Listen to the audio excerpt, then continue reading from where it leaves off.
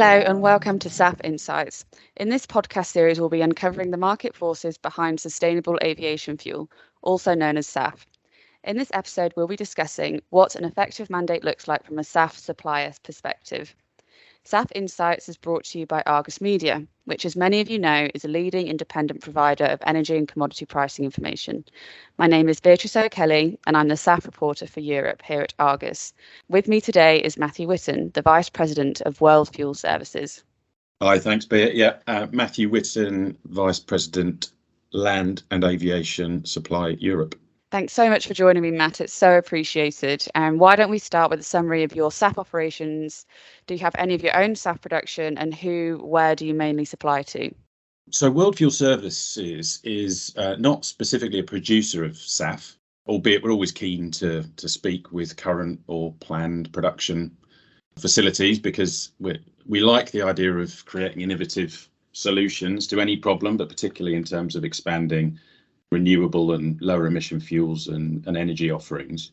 An example of that is, again, although we don't consider ourselves a producer, actually back in May 2019, when there weren't any options available to us in terms of purchasing finished Jet A1 that had been produced using SAF, we were able to blend up some product ourselves, meeting the Jet A1 specification, and deliver it into Farnborough Airport for a specific sustainable event that they were undertaking in that month. Fair to say, whether we blend it up ourselves or we purchase product meeting Jet A1 spec, World Fuel is determined to assist our customers to uptake sustainable fuel and working with that large customer base across Europe.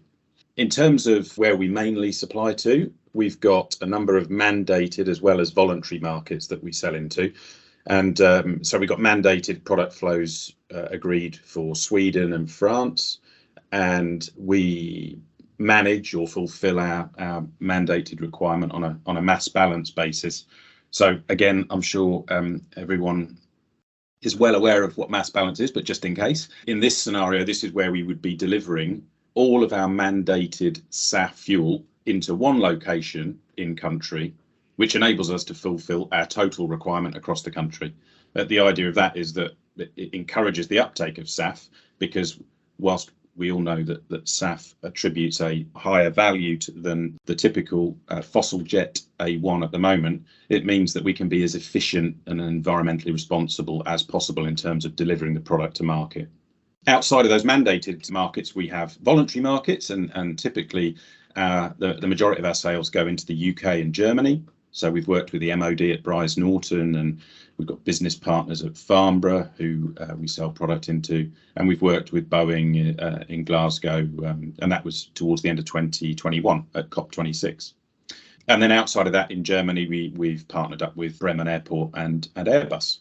Typically, we find that at this moment in time, we have certainly our largest supplier across Europe is Neste. And we've just entered into an authorised distributor agreement with them. But we do have other smaller flows of products from other suppliers as well. Yes, I just saw the release of the Neste agreement. How exciting. I mean, we've spoken previously on this podcast about the different types of SAF. There's loads of different ways of producing SAF now. There's lots of different pathways. I mean, what type of SAF do you work with mainly? Is it pre-blended when you buy it? And does it work exactly the same as jet fuel logistically? Yeah, absolutely. So outside of those relatively small events where we blend product ourselves, then the product that we purchase it tends to be produced via the HEFA pathway. And yeah, you're absolutely right. So typically the neat SAF is there's roughly a blend of up to 40% by volume. The remainder is fossil fuel, and the total blend has to fulfill the Jet A1 specification, which means therefore it can be moved like any other Jet A1 that's produced from 100% fossil, for example, and can be moved through the supply chain via commingling of product, at least technically anyway, because whilst physically commingling the product is fine, what we've found is that, and this is where we'll start to come into things like legislation and the way that it affects the supply chain, is that we've actually found that from a sort of taxation or customs perspective, and even from the airlines that we're selling to fulfilling schemes that they are part of, we actually need to maintain a segregated supply chain in certain situations, particularly in voluntary markets, it appears at the moment. Look, in terms of the pathways themselves, it's going to be fascinating to see how they evolve. As a wholesaler of product, we're pretty ambivalent to the pathway that's used, although it seems that when we're speaking with suppliers, that kind of idea of utopia is the power to liquid creation of synthetic fuel. And the way it's been described to me, is, which I quite like, is ultimately harnessing, for example, the wind power in Scotland or the energy from the sun in the deserts around Dubai to produce a truly sort of synthetic aviation fuel. Yes, there's been loads of discussion about synthetic fuels recently. I think the European mandate might be increasing the proposal. So it's anyway, I won't go too much into that, but it's been a big topic of conversation, really. It's definitely there's a lot of growing interest around that one. In terms of the European SAF market at the moment, I mean, do you see demand growing quickly, and is there enough supply to cover that demand? We've spoken about, the growth of synthetic fuels now. Will we be able to create enough fuel to supply the demand that's growing? Yeah, I mean, look, this is a tricky one. Look, as it stands at the moment, from my perspective, demand far outweighs supply, and we feel the kind of frustration of our customers who they really want this product, and there aren't enough molecules of it. It's also fair to say, it feels like there's this perception that there's the intent in the market, all the way from ultimately the European Commission right the way through the supply chain to the end user. So it does feel like there's movement there, and certainly there are new production facilities on the horizon that should start to come into play. And then it's a question of, does the demand continue to outstrip supply or not? It will be interesting to see how that one plays out. For me, though, the sort of crux of encouraging producers is simplifying and unifying regulations, which would create great certainty for producers who are looking to work out what their profit and loss will look like over a significant period of time, 10, 15 years as a minimum, you'd have thought, which then in turn plays into the financial institutions who are quite happy to provide commercial debt, but they're not really out to invest as an equity stakeholder, from what I can see.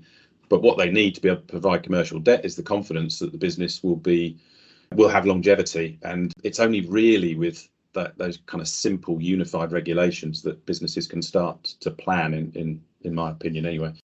Outside of those kind of legislations, then having certified mechanisms like mass balance that I've briefly spoken about earlier, but also I think there's probably a place in Europe to certify book and claim as well. I mean, again, I hear it more and more with people that I speak to, but it would just give the ability for organisations outside of the airline industry and that airline supply chain to invest in that supply chain by purchasing the green attributes that SAF provides. And I think ultimately, if we can do that, then there'll be more production facilities that are local to airports and storage facilities, which just means that we'll have more SAF availability, and it will be as efficient and effective as possible. So it feels like the tide is turning in terms of building up additional supply, but we do need that simple legislation if we want to encourage more and more producers. Yeah, really interesting. I mean, in terms of European demand, we've mentioned it is mandate driven. You also mentioned there's some voluntary markets there. But in terms of the mandates, each mandate is different to make it even more complicated. And Norway has already introduced that 0.5% blending mandate, which would increase to 30% by 2030. France have set out a blending mandate that's supposedly come into force this year.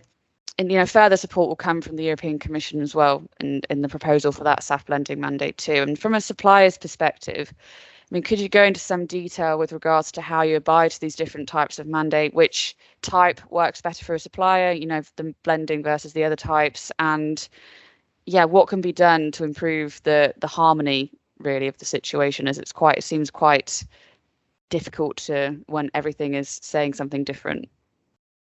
Absolutely. This is something that we've been sort of scratching our head at for a while now in terms of the different approaches. And I think the key is that actually is unifying, keeping it simple and unifying it. Ideally, a pan-European mandate would make things simple for everyone. But look, I mean, in terms of our physical presence within Europe in mandated markets, we've got a presence across Norway, Sweden, and France, but our physical presence is across Sweden and France.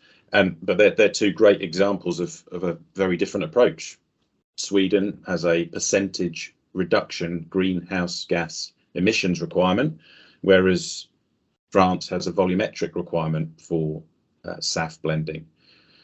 Frankly, the way that World Fuel sets ourselves up is to be a nimble supplier. So we can handle either. It just seems to me that it would be simpler ultimately for the airline and therefore the end consumer of product if it was a one-stop shop. So it was one model, fits all on a pan-European basis, keep it simple so that it's effective, really. I know that's quite a concise way of answering the question, but I think to go into more detail just makes it a more complicated discussion in general. I mean, for me, it's the crux of all of this, is if you can start off with a very simple pan-European mandate, everything else flows from that, which includes producers coming to market, financial institutions providing commercial debt, and airlines getting the SAF that they want. Yes, absolutely. I think it becomes very tricky when you try and compare the different types of mandate and everything. But I think the crux of it is we need consistency, whichever one we choose, just, make it consistent throughout Europe, and that'll probably make the situation much easier for suppliers. But thank you so much for the time, Matt. A really, really insightful conversation. If you enjoyed this podcast, please be sure to tune in for other episodes in our series, SAF Insights. And for more information on Argus's global coverage of sustainable aviation fuel, please visit argusmedia.com/SAF.